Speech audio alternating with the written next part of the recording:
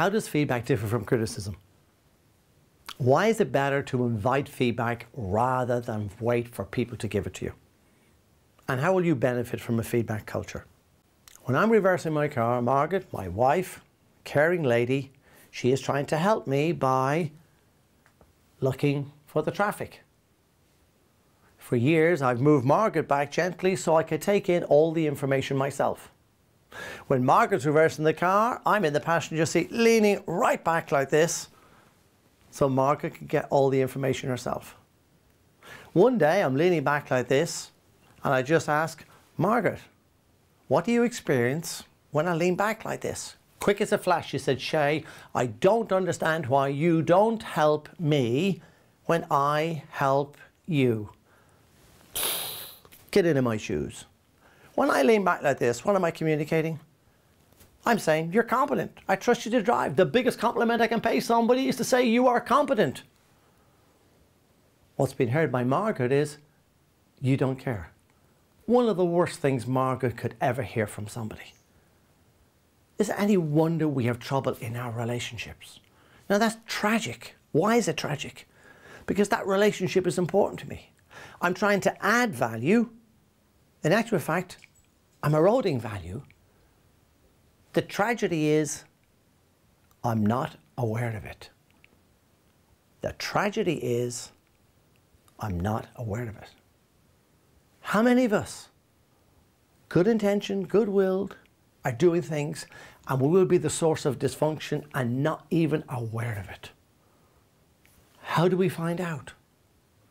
How did I find out? Because that dysfunction has been going on for years. I asked. I invited feedback. And if you want to minimize the amount of conflict, moaning behind backs, rows in your world, invite feedback from your people.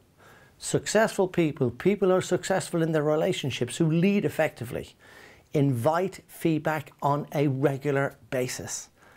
That's how you find out. You check, you ask. And please be very careful going with your own perceptions on things. My perception tells me this paper bag is empty. However, if I look inside from another perspective, we find there is something else there. A different perspective. And how often have I heard this being said, oh, in our team, we get on really well, we have no problems in our team.